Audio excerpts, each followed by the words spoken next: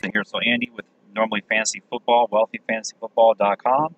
But however, I'm going over some NBA strategies and particularly for value play guides here over at the wealthyfantasyfootball.com since we are taking a break from that. And there's a lot of interest, I believe, in other sports, obviously other than fantasy football.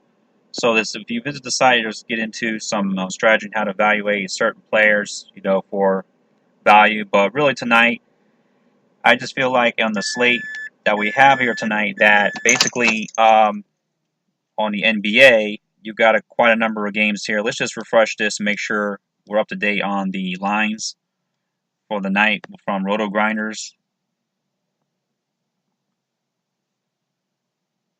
for the NBA. Just letting that load.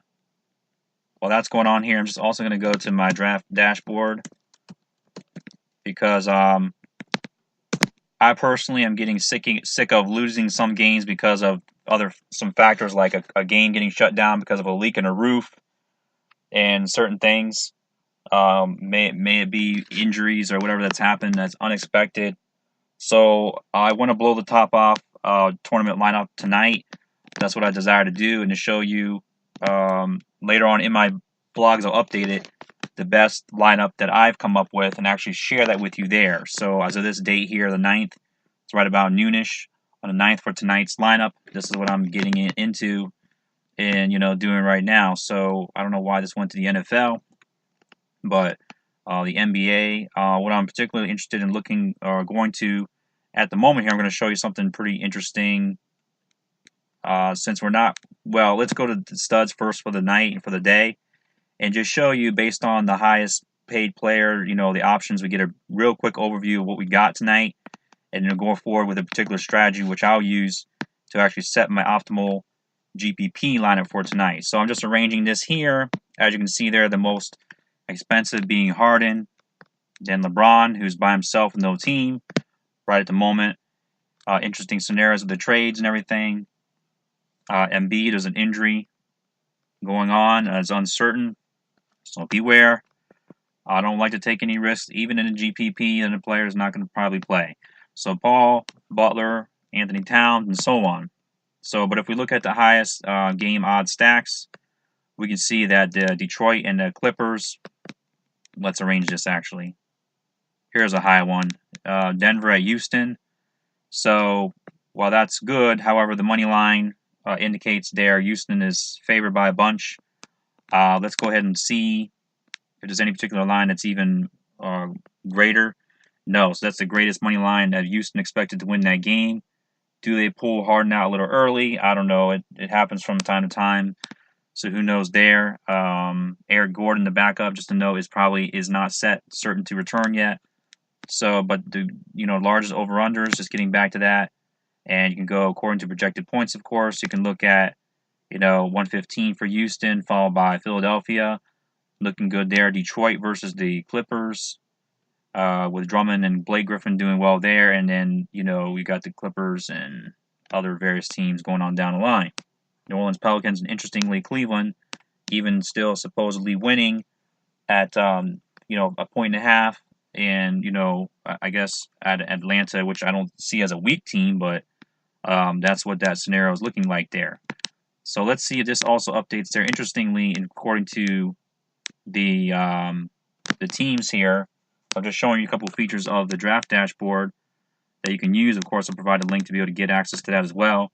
And for example, here the Cavaliers depth chart right now, top 5. I figured was going to be Love was out, James, Jr., Tristan, Jeff Green, and Korver. So there's this other guy though I know is in the mix named Calderon as a point guard. I look for him to be a play tonight because there's no other point guard here in the roster, obviously, as the roster is getting arranged. So even though it's not here updated there, it just may be updated later on. Who knows on this particular system? But as we already looked at the best studs for the night, let's go and look at the top players though for tonight to give us an overall view. Not so much as high owned, low risk players, but also giving us an idea there of the best plays of the night overall, which would be giving us best value. According to this system here, the algorithms have Harden, James Butler, similar, players that followed by Blake Griffin, and no particular order of price, but Ben Simmons I like as well. I really like him with the matchup and everything versus New Orleans. Nurkic with Portland. Dwayne Dedmon. So I like all these guys. You know, they could all be good players. Not necessarily, though, any Hawks just because they've been on the road now and they're going to play a second back-to-back game. So I'm not crazy about any Hawks. That's probably a good reason why they're not favored in the game. As you see, I'm watching certain players already here, such as Butler, Towns, and Griffin. I may not even personally go with a superstar at all tonight. I don't think it's necessary other than LeBron James. So looking at, you can go, you change the depth chart. You can go third and fourth in the depth chart if you need to here. But this is interesting right here. You can go to top watch players. What this means is that there's, a number of people that have this system obviously already and are using it to their advantage. But this means that these are the top, in order, watched players that people are looking to play, or the chalk. So whether you want to play these guys or not, or whether you feel you have to, Robert Covington comes in at the top chalk player of the night. And so you can say, look at these numbers here on him, projected 30 points. His usage is at 18%, which is okay, pretty decent for that Clippers team. You can even compare it to these superstars here. 31 for James, 36% usage that he gets, his share of the ball and scoring of that percentage. Interestingly here, even Jeff Green gets a little bit more percentage than Covington. So you can count on Covington if you want, but these guys are the chalk. They are the washed players. If you want to go down to the bottom of the list, these guys here are not as watched, such as Sabonis, Jrue Holiday. So this is an indication of, players that are seldom probably played, at least right now. There's not a large list here, but there's enough guys that you can figure that these guys are going to be played, and you want to try to go outside. If you really want to succeed in tournament, you want to go outside of these players and find players that are on the previous list, the top players of the day, not on this list. So I already see that I have some watched here, but that's okay. I can keep them watched. Not so much maybe towards the top of the list, as I don't even have LeBron watched, but I could play him. I don't know if I have room for an upgrade. But there's a large slate tonight, so we got a lot of possibilities. So with that goal in mind, I'm not just going to go, safe cash play or nothing like that.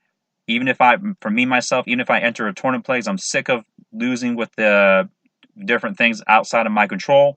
I'm going to go for it with a tournament type play, as long as it's safe, no injured players, even within a cash game as well. But I'm going to show you the lineup that I'll play on both cash and tournament tonight, as with the best chance of winning, placing first in either type of scenario on Fanduel. So I just want to leave with that information and bring it up to you and talk to you later, and see it on my website later on today before tip-off 6:30 p.m. All right? Thanks for watching.